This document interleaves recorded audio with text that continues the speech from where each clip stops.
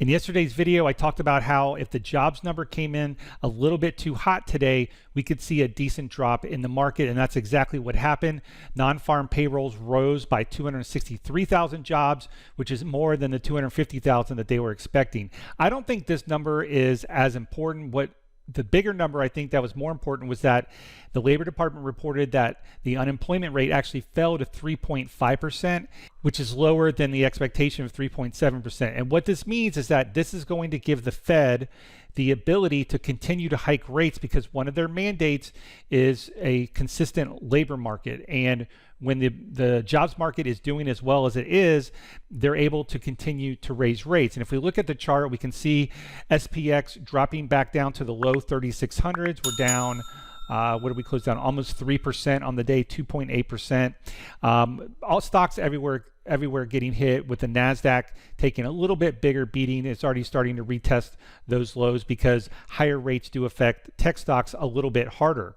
But one thing that is not happening today is that the US dollar, even though it's up a little bit, it's not recovering as fast as the stock market is going down. These are basically working in inverse to each other. I think this is a better gauge for the market than the VIX right now. I'm looking at ticker UUP.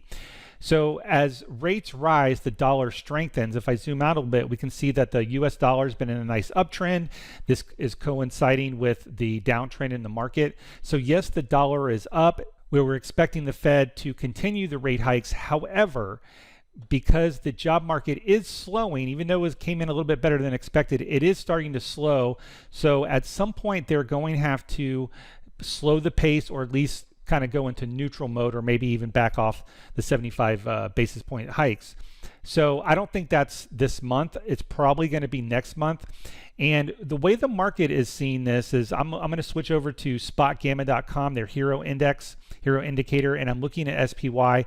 There is a large hedge wall / put wall at SPY 360. This is about 3,600 on the SPX.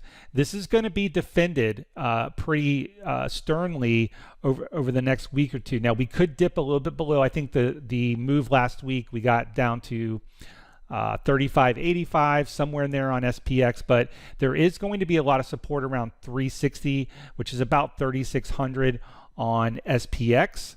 And we're trading at, we look to close around 36.39. So we're already near, quote unquote support. Obviously, anything can happen over the weekend. I also want to turn our attention over to market net flow, and we can see that this is a different system, but it's also showing the large gamma level at 360 for SPY. This is just for today. So we got a couple things confirming that 360 should be a decent support level. We've already tested it though, so we could go lower and we'd be looking at 3550 and maybe 3500.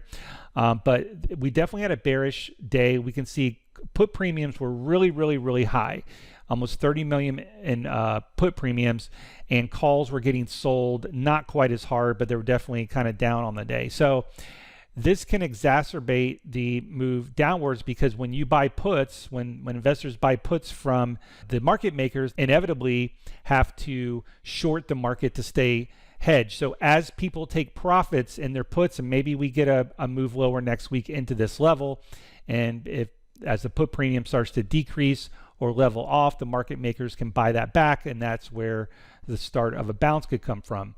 The total delta exposure today continues to be negative.